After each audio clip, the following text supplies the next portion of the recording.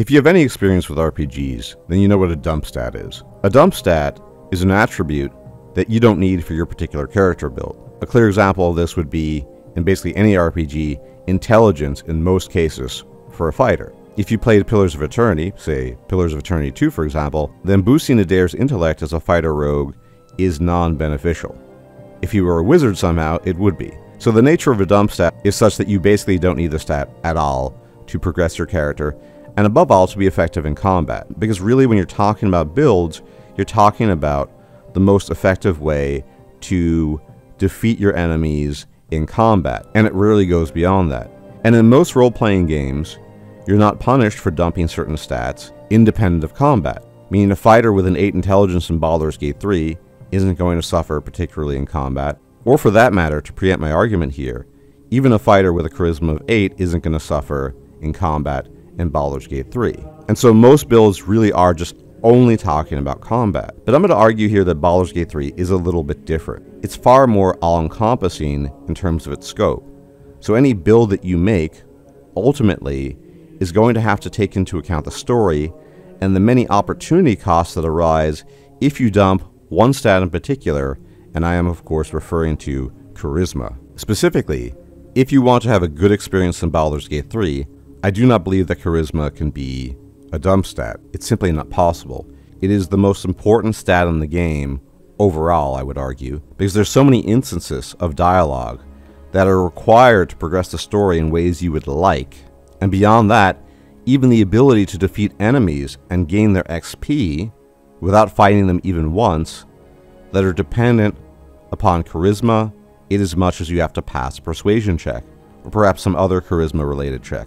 I recently bore witness to a very popular YouTuber who makes content about Baldur's Gate 3 and many video games that I actually respect quite a bit, setting his charisma for his build suggestion to 8, saying that you don't need it at all.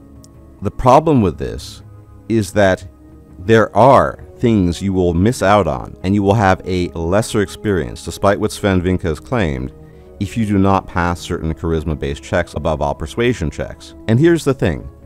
Yes, you can save scum. And yes, you can reload.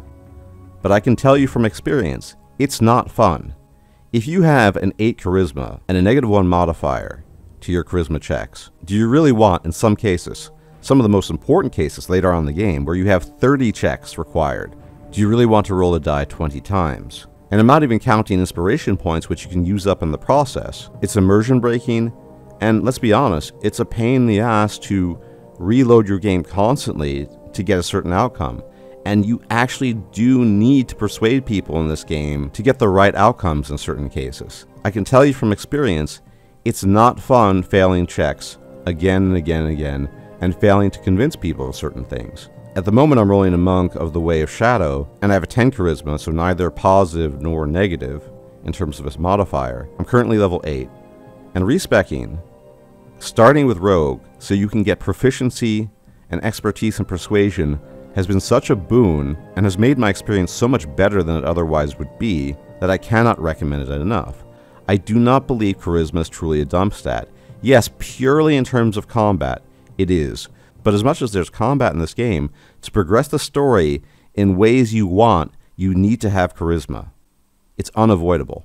Now the easiest way to do this is to play a charisma-based character. The best all-around package here, obviously, would be Bard, followed probably by Rogue for the sake of expertise, and in general Sorcerers, Paladins, Warlocks, any class that is charisma heavy, you're going to benefit from that.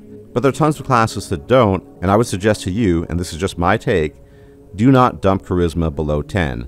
And ideally, if you have extra points, which is hard, say on a monk build it's very hard, because you have strength as a necessity because of Tavern Brawler, you have dexterity for armor class, you need some constitution for some hit points, and you need wisdom for AC as well. So in the case of the monk, intelligence is a dump stat, but charisma is really, really difficult, so the best I could do was give it 10.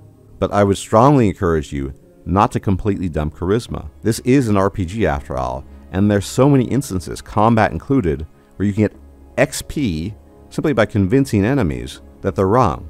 Unless you simply enjoy the combat, that has the added benefit, I should mention, of saving camp supplies, saving long and short rests, etc., etc. So that is my argument. Charisma is not a dump stat in Baldur's Gate 3.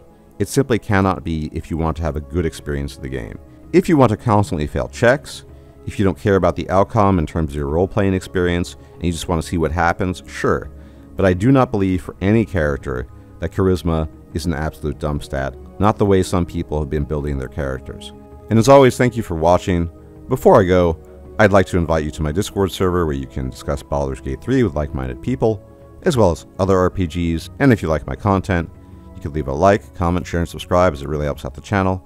Hit the bell icon to be informed of my videos, and I'll check you out next time. Take care.